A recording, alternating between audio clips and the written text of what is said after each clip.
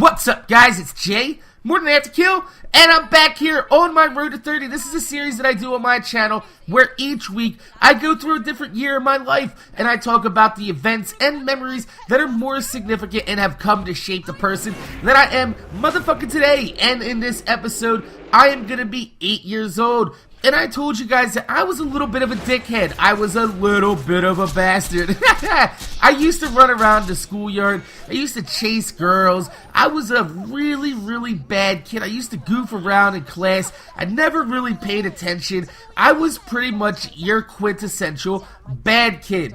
But I was also the poor kid.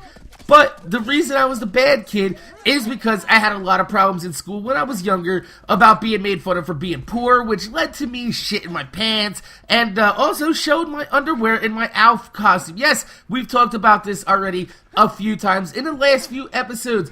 But it all comes to a point because this is the year right here where the teachers kind of strike back at me and kind of just put the fucking nail in the coffin for me hating school, which kind of, sets the tone for the rest of my school career and how, just how unimportant it becomes in my life and just how trivial. I just toss school aside pretty much and I go about my life as a teenager. But right now, we're 8 years old, and I never, to this day, I will state it, I can even probably go back and find a few teachers that are still around.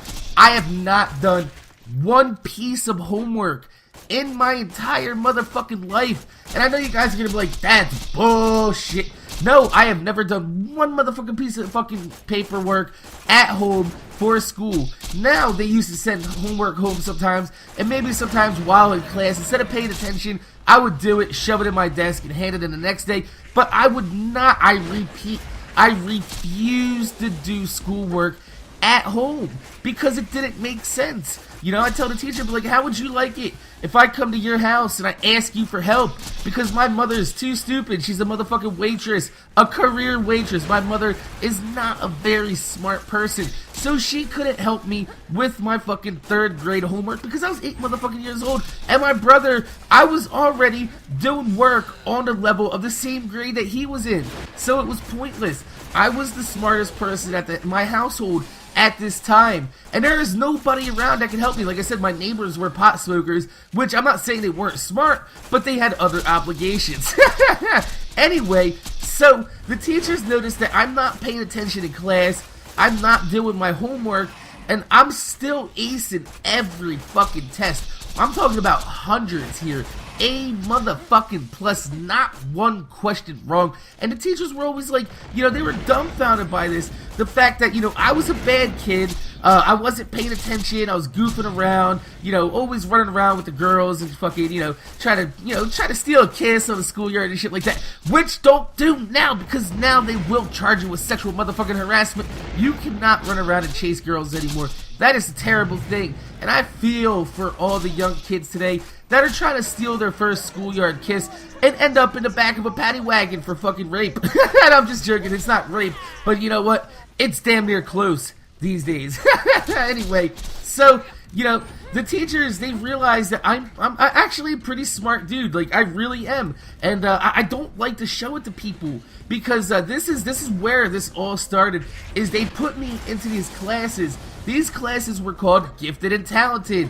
Now, what these really were is basically a one-way ticket to being a social outcast in school for life. The types of people they put me into these classes with were like, studious. They were on their way to being valedictorian in high school, and they were only in fucking 3rd grade, and they're still shooting. They're like, oh yeah, I want to go to college. I'm, doing prep courses and shit. And I'm like, I don't want to be here. And they're like, well, there's no homework. And I was like, I want to be here. So, anyway, I take their bribe of doing no homework for entering these gifted and talented classes. But in reality, looking back, it seems like they were trying to, I guess, segregate me from infecting the rest of the general population with my general malaise and bad attitude towards school.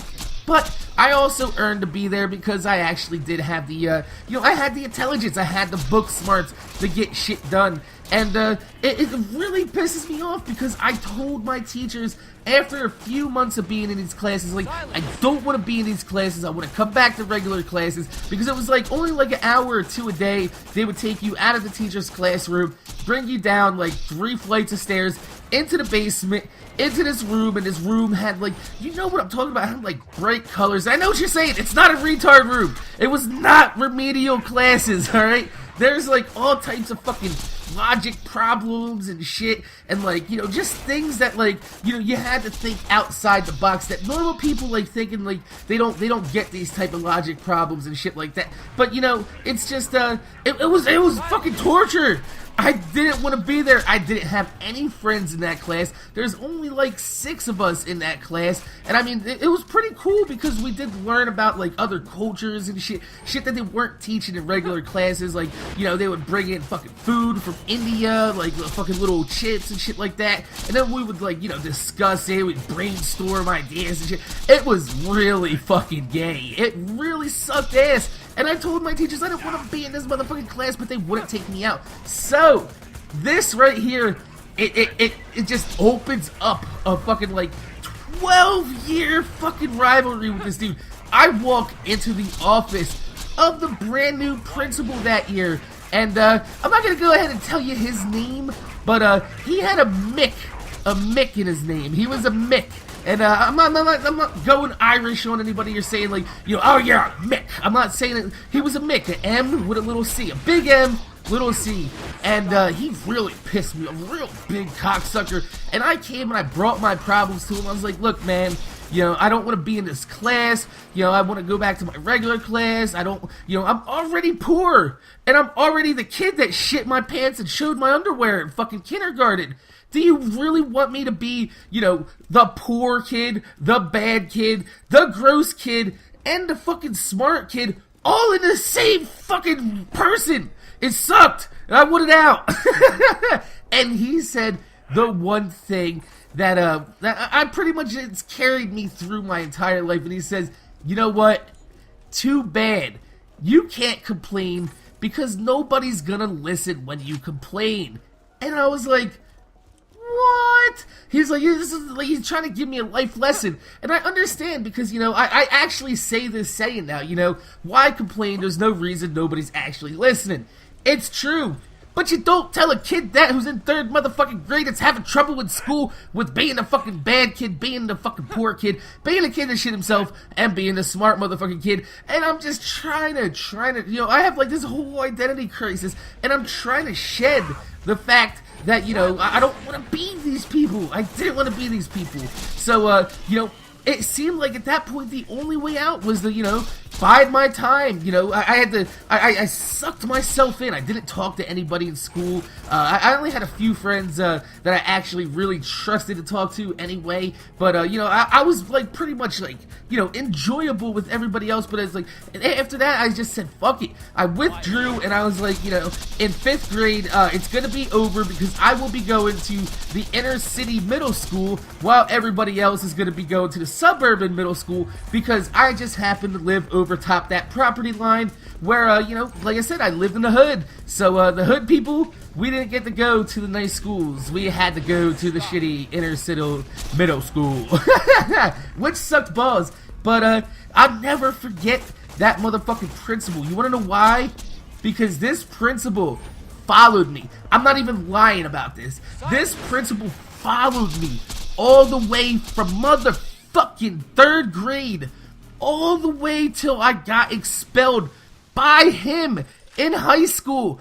I am not lying. Like, he hated me so much because when they introduced him during the assembly of when, you know, when you have like a new teacher or something and it's a new school year, you know how they have the beginning of the year assembly and they're like, here is your brand new principal, and everybody's supposed to be like, yeah, but everybody else is just kind of like, just kind of real slow, light clapter. Nobody really gives a fuck about the new principal.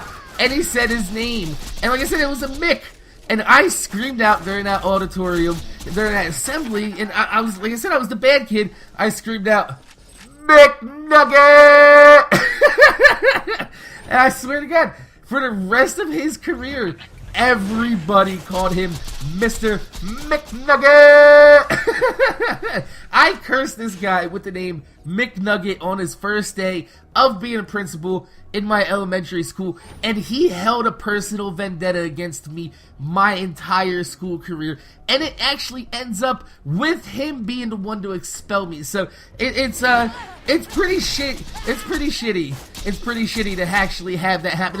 And I know you guys will say that I'm being paranoid, but as I go on and I explain more about this situation and you see some of the shit that happens, this motherfucker hated me. And even my mom said so. And my mom never agrees with me. Never agrees with me. So if my mother says that this guy had a hard-on and had it out for me and tried to fuck me up, yeah, he really did. He tried to fuck my life up. And you know what? Out of all the fucking trying he's done, he's failed. He's failed. He wanted me to be lying dead in the gutter. I'm not lying dead in the gutter. Right here, motherfucker. McNugget! My name is Jay. MorninAfterKill. Make sure you guys rate, comment, subscribe. I want to thank you guys for watching. If you could throw a thumbs up on the video, I would highly appreciate it because it gives me motivation to make more videos for you, motherfucker. And also, McNugget! Like I said, my name is Jay MorninAfterKill. Make sure you guys rate, comment, subscribe. I want to thank you guys for watching, and I'm going to see you guys later. McNugget! Such a fucking